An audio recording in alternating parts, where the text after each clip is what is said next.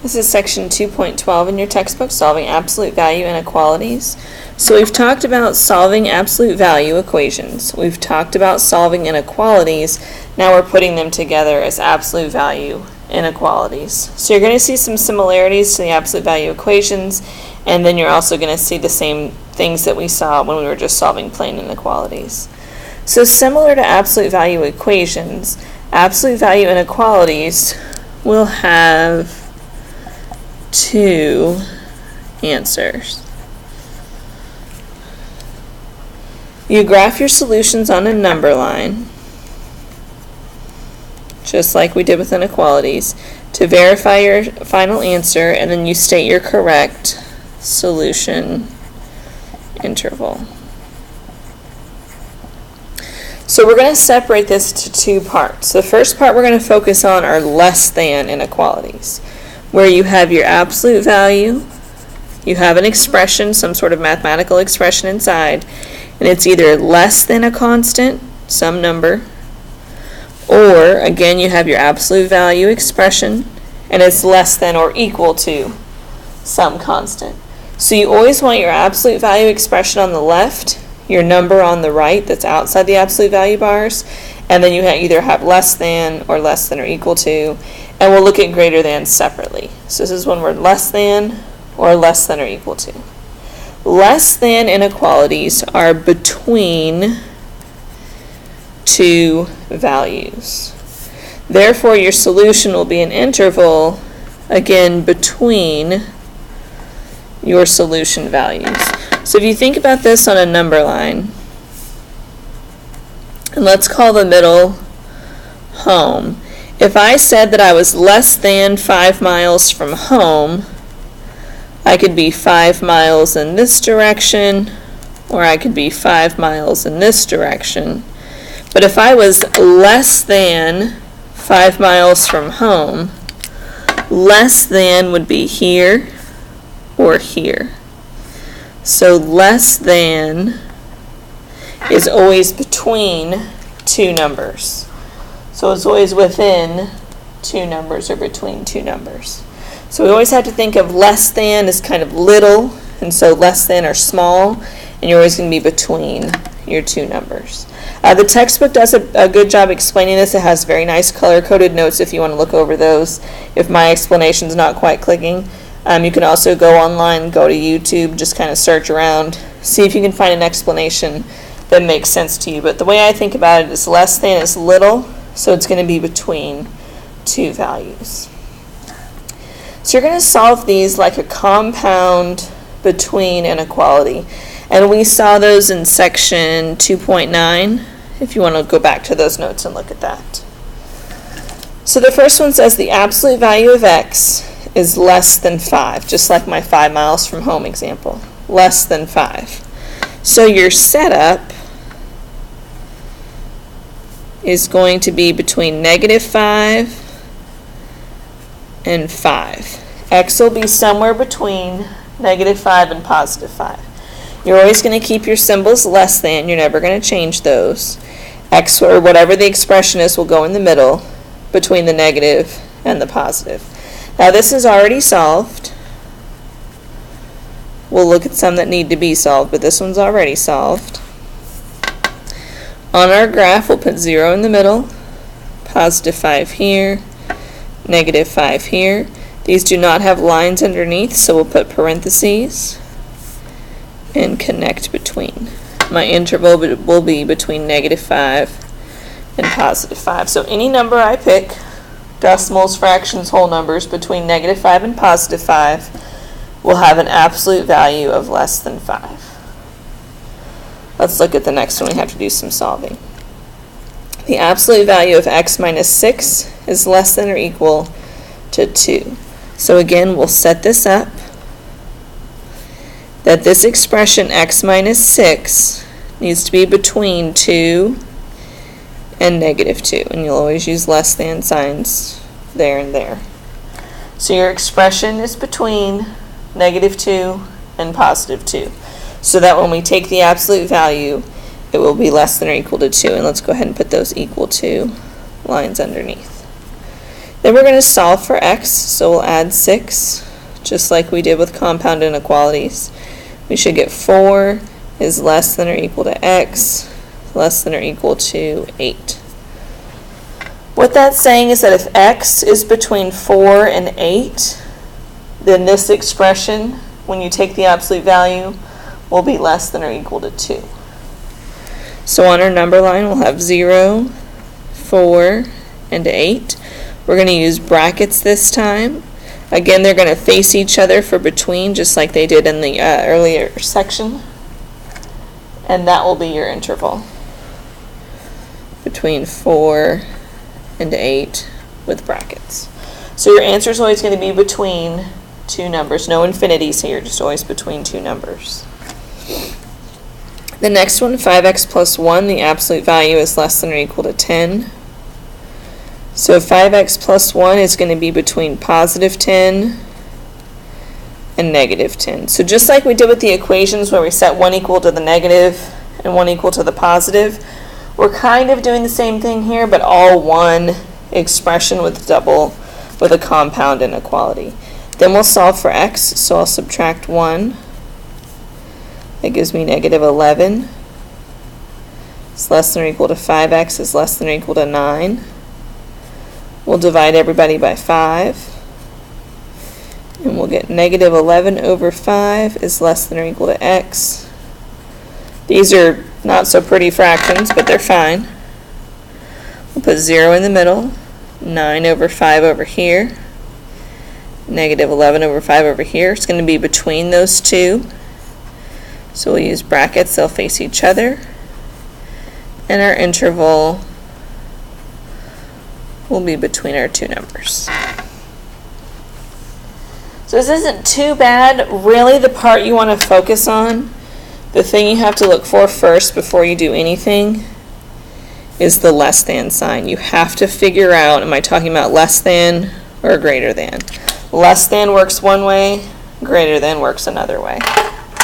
So you're really looking at that symbol to make sure it says less than. On this last one, we're going to have to move this 5. We're going to get the absolute value of 3x minus 2 is less than 4. Then because it's a less than, we're going to set it up. I'm going to write it over here. Negative 4 is less than 3x minus 2 is less than positive 4 as a compound inequality between negative 4 and positive 4. Then we'll solve for x and divide by 3.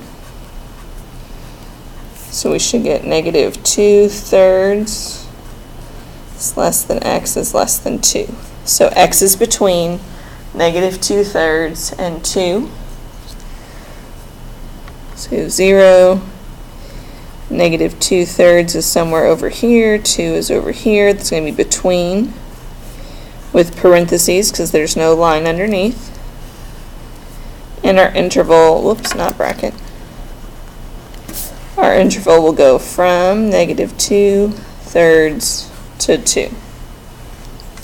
So anytime you have a less than absolute value inequality, your answer is always between two numbers. And you always set it up with your expression between the negative and the positive of the value. The special cases, you don't have to worry about these too much. I'm going to talk about each one, but it's a little abstract. And some people it just makes sense, and for some people it's just kind of strange. So there are some special cases when we're comparing against 0 or a negative number. We have to be a little bit careful here. So if it says that the absolute value of my expression is going to be less than 0, you need to know that that is never true. When I take the absolute value of something, it's always going to be a positive result. We talked about that in the inequality section. In the absolute value equations. Anytime I take the absolute value of something, I'm going to get a positive answer. So it can't be less than 0. It's never true. So there's no solution. And you will not see these very much, but they'll pop up every now and then. The one below that is about the same. It says the absolute value of the expression is less than or equal to 0. The only possibility, I was going to say option, possibility, is that the absolute value of the expression is equal to 0. It can be equal to 0, but it cannot be less than 0. So you're only going to have one answer. And again, we talked about that when we were talking about absolute value equations. So here you're only going to get one answer. Over here it says the absolute value of the expression is less than a negative constant. Anytime we say a negative when it comes to absolute value, that should throw up a flag.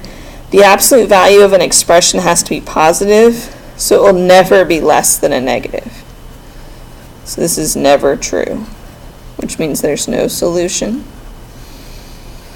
Same idea here, less than or equal to a negative will never be true, because absolute value is defined to be a positive number, so it will never be less than or equal to a negative. So this one's also never true, so there's no solution.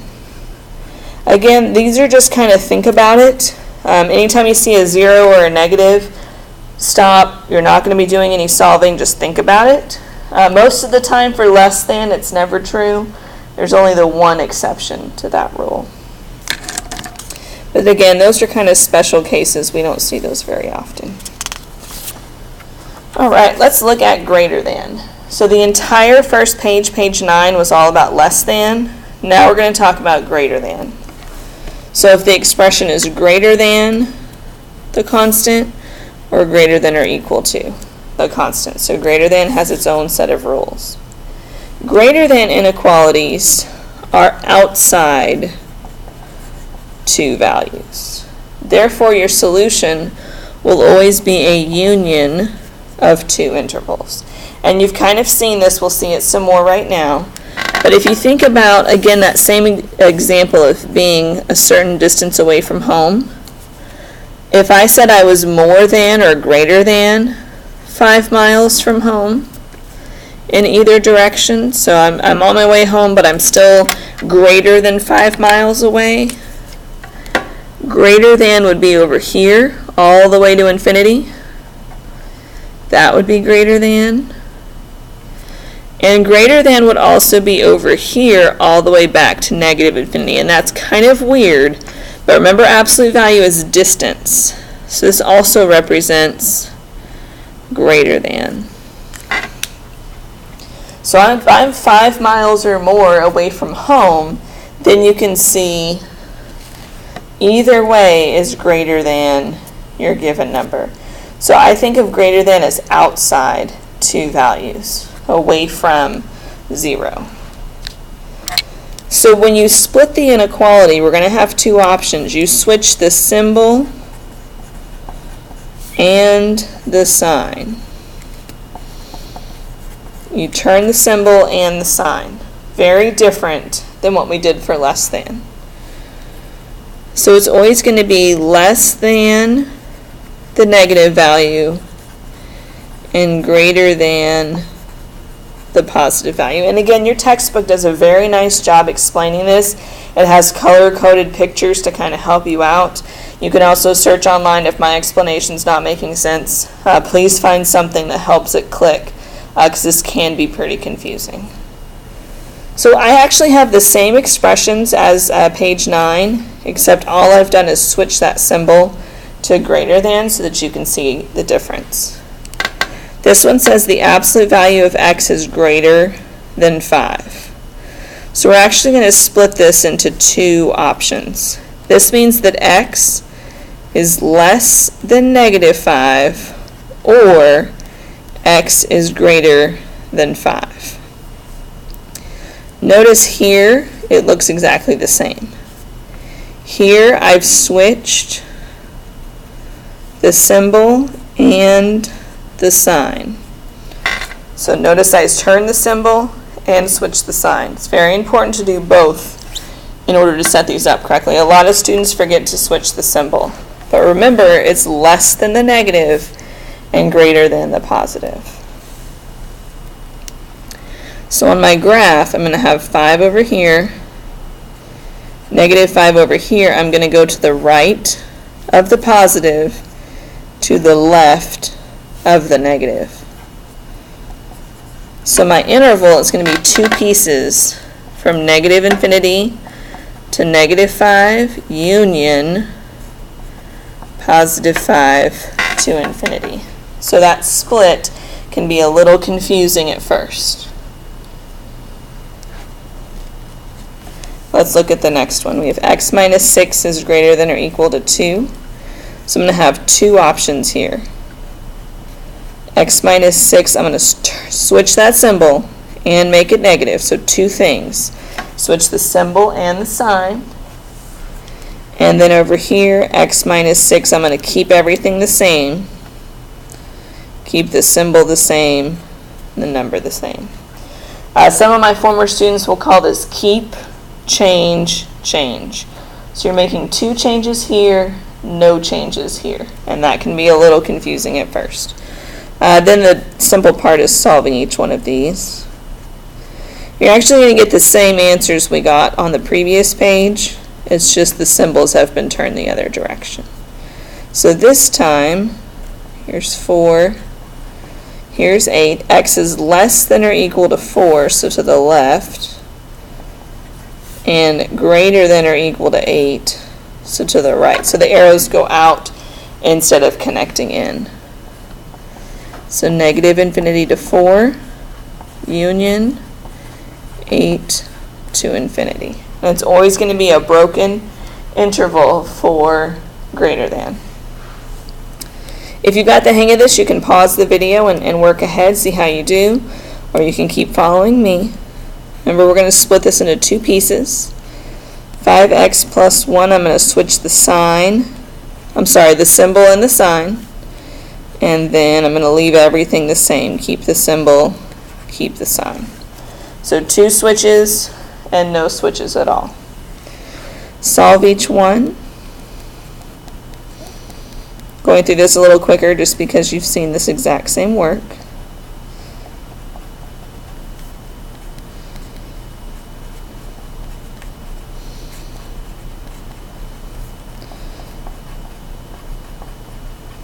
So we get negative 11 over 5, which is somewhere over here, and positive 9 over 5, which is somewhere over there. It's less than the negative, always to the left, greater than to the right. So they're always broken and going in opposite directions. So even if you get this kind of messed up, you know what your interval should look like, and that can help you correct any potential mistake you might have made in your original setup. Oop, that should be a bracket.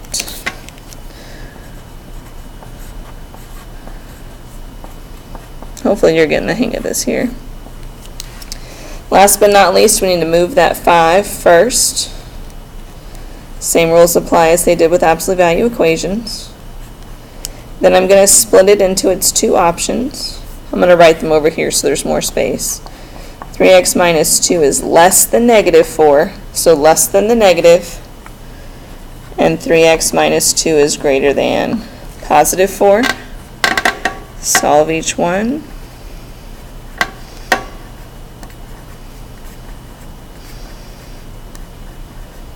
Negative 2/3, same answer as we got before.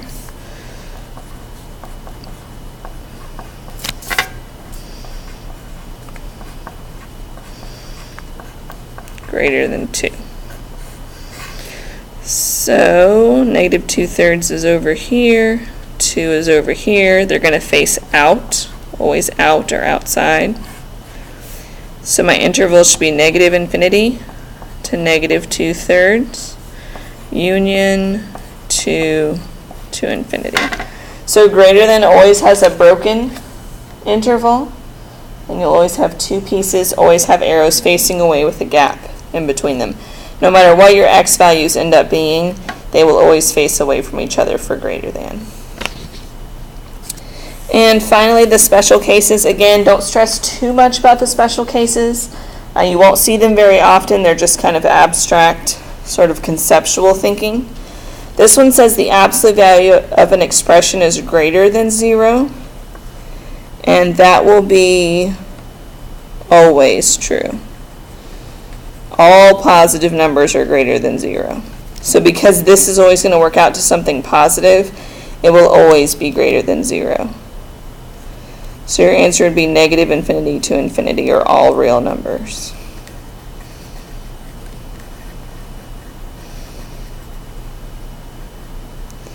Same idea here, the absolute value of an expression is greater than or equal to 0. Once again, positive numbers. This is always true.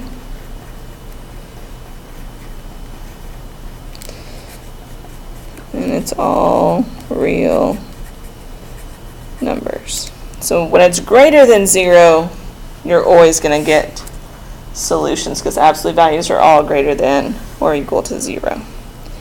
When it comes to the negative, the absolute value of an expression is greater than a negative constant. Again, it's always going to be greater because it's always going to be a positive answer. So this will be always true. Again, from negative infinity to positive infinity. And the last one here, the absolute value of an expression is greater than or equal to a negative constant. You'll just have greater than. So the equal to doesn't really matter here because you're never going to be equal to a negative constant. So again, that leads to always true, all real numbers.